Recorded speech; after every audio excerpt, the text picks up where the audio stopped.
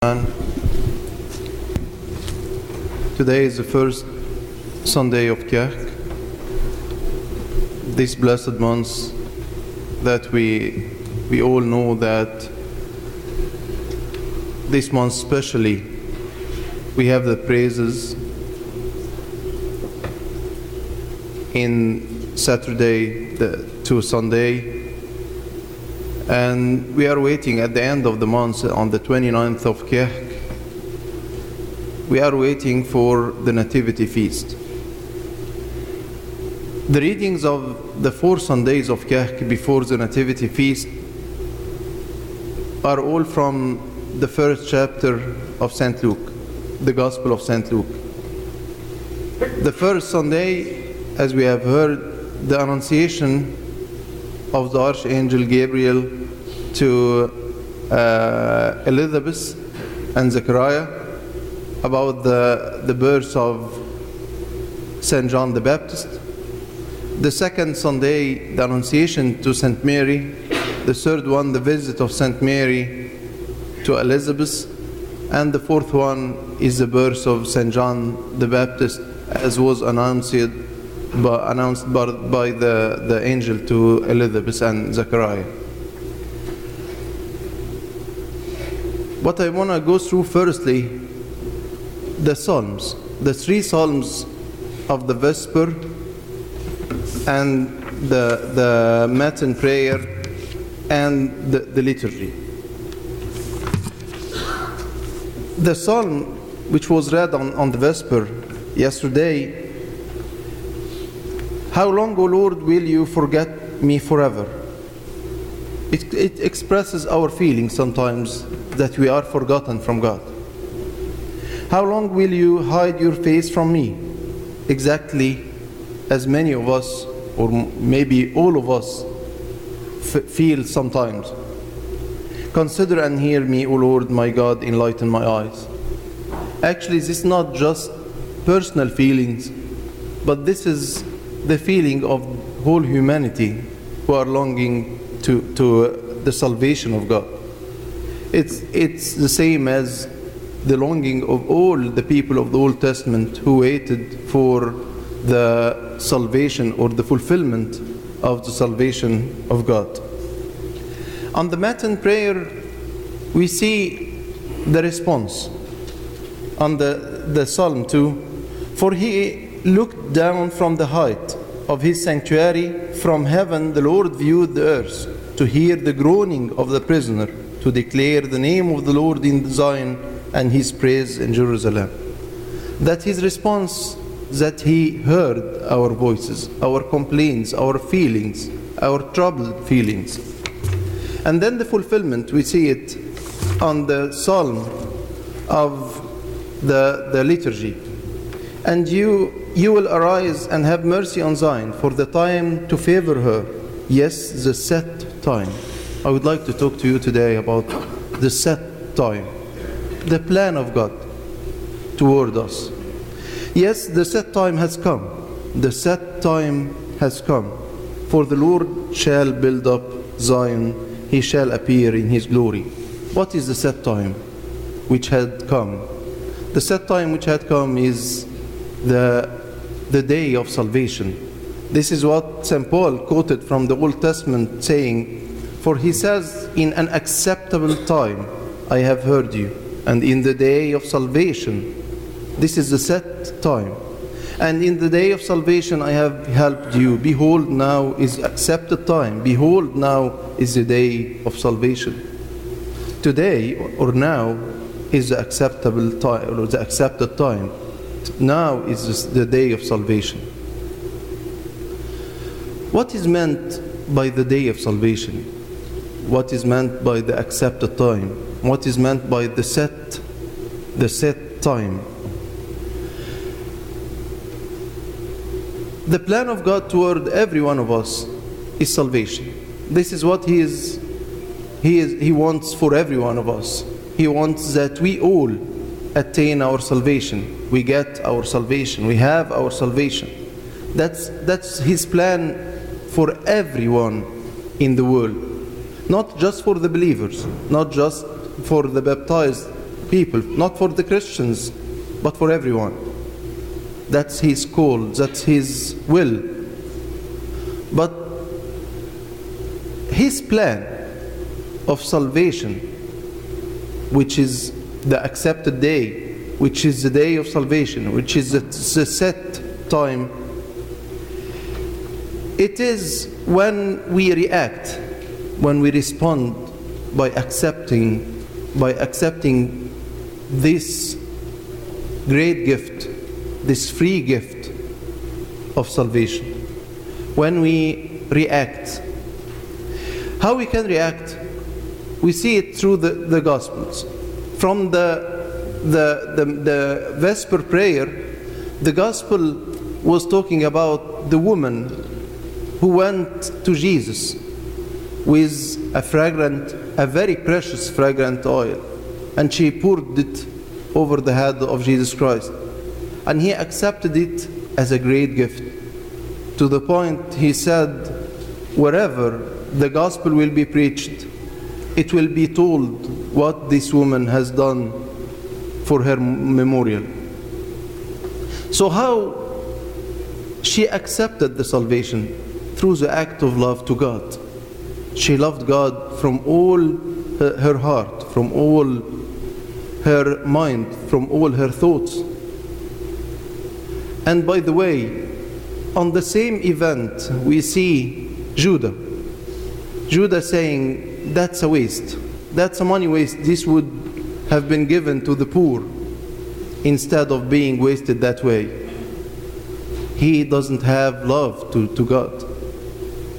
It depends on us how we react toward God's call. If you have heard about C.S. Lewis, he said a nice quote. He said, God's plan will be fulfilled, whether by you or by other. But it's up to you to choose whether to be John the beloved, or to be Judah. It depends on you. It depends on your reaction. It depends on your response to God's call. If you accept it, you will be in the place of John the beloved. If you didn't, and if you loved anything else, money or whatever, you will be on the place of Judah. God forbid. So the readings from the Gospels, the Vesper, the Matin, the liturgy, three of them are telling how we can react toward the God's call to have the set time or the accepted time or the day of salvation. The Matin prayer was about the widow who went to give in the temple, and she didn't have much. She just had 2 mites, which is nothing compared to the other has donate. But in the sight of God, in the sight of Jesus, he judged that she gave more. He didn't say just, okay, it's little, but I'll accept it. But he said she has given more than the other. It doesn't matter how much you write on the check you donate to the church, but what matters is how much love I have to God and to others. So the key word is love. Love to God and love to others. So one time we were talking about this event of the widow, and we were thinking what she had in mind when she decided to put all what she had. Maybe she said, I have already have my last meal. Maybe someone else didn't have his meal yet. Maybe she said, I'm going to give these 2 mites and I'm sure that God will save me a way or another. Maybe she said, there might be someone in need more than me. I don't know what she had in mind, but we know that she has given all what she had. That's how she had her witness from Jesus. She had a good words from Jesus about what she did. That was her set time. That was her accepted day. The accepted day is not just one day in the life. We we know that there is what the fathers, or the church fathers, called the grace visitation, ziyarat al-ni'am, grace visitation. Yeah, it happened in a certain time of our life, and maybe by that time we start to commit ourselves to God and change our life. I met someone, told me, I know the day I was changed, and he told me the date, by the day, the month, and the year. We agree with that, but actually every day is a set time. Every day is an accepted day. Every day is a day of salvation, depending on how we are reacting toward His call, whether accepting or refusing. And if accepting, it will be the day of salvation every day. The third reading from the Gospel of St. Luke of the liturgy, he said about Zechariah and Elizabeth, and they were both righteous before God, walking in all the commandments and ordinances of the Lord blameless.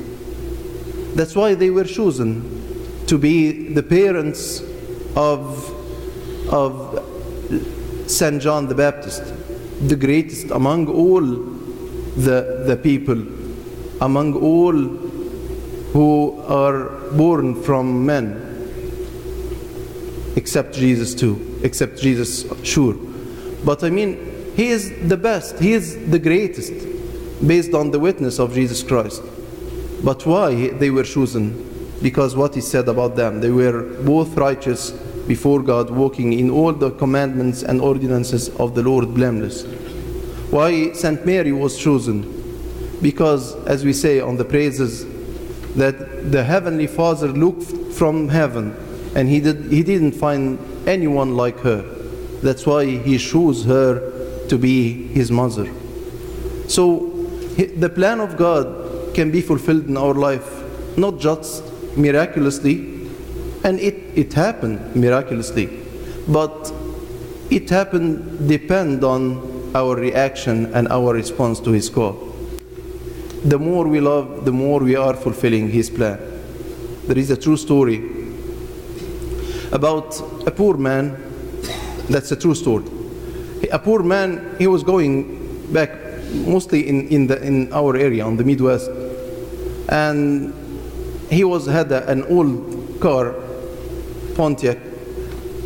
In his way, it was a snow day like what we have that now, and there was a woman standing maybe for a long time before, waiting for someone to help because she had a flat tire on her Mercedes. Then he stopped, and maybe because he looked poor and not very neat, she was frightened from him in the very beginning, but then he changed the tire for her, and she thanked him and then asked him, "How much I owe you?" He said, "You don't owe me anything, because someone helped me before. Someone once helped me out, just the way I'm helping you. Just the way I'm helping you. What you should do, don't let the chain of love end with you." And he left. Then she moved her car. She was going to St. Louis, and on her way she stopped to have something to eat. She found a cafe, and went in. And then there was the waitress. The waitress was a woman. She looks very tired. She was poor too, and she was pregnant, maybe on her 8th month. So she served her with a nice face and laugh. And after she had her food and coffee, she has given her $100, waiting for the change. So the waitress went to bring her the change, and when she came back, she found the woman left. And she found her writing on one of the napkin that you don't owe me anything. don't let the chain of love end with you. And someone helped me before. The woman cried, and she was very happy by that, because she was in need to that man. And by the way, when the man changed the tire of the old woman, he told her, by the way, my name is Joe. When the waitress came home, and she was very happy and started to tell her husband what she had happened with her, you know what was his name? His name was Joe. It was the same person. And by the way, this true story has been done as a song for a singer called Clay Walker or something like that. So it's the chain of love. That's how we love others. And when we love others, we fulfill God's plan. Many people are complaining why God is permitting injustice on that world. And actually, it's us who did that. The injustice because we are not giving the love to His people, as the Bible saying. We are not giving the love to everyone. If we did that, we will be able to overcome the injustice in this world. I don't know if I told you before a story that happened after the World War II in France. A church was destroyed during the war. And after the war, when they decided to rebuild the church, there was a big statue of Saint Mary, of Jesus Christ. So they rebuilt the whole church, and when they thought to rebuild or to fix out the statue of Jesus, he was okay, but just the hands were broken. And then, surprisingly, the people of the church decided not to fix out the hands of Jesus. And they said, we're going to leave the statues that way, without hands, to make us remember all the time that we are the hands of God that should be stretched to everyone through love. I mean, that's how we can fulfill the day of salvation, the set time, the accepted day, if we live Christianity in a practical way. If we love God from all our heart, not thinking of ourselves, thinking of others more than ourselves. Because the people can follow the law, can follow the rules, respecting the other rights and not letting my right. But actually in Christianity, the more I'm ready to give, the more I'm living the true Christianity. Because Jesus himself didn't think of himself, but he thought of us. And that's why he accepted to sacrifice himself for our salvation. If we did that, every day will be the day of salvation. Every day will be the accepted day. Every day will be the set day. And glory be to God forever. Amen.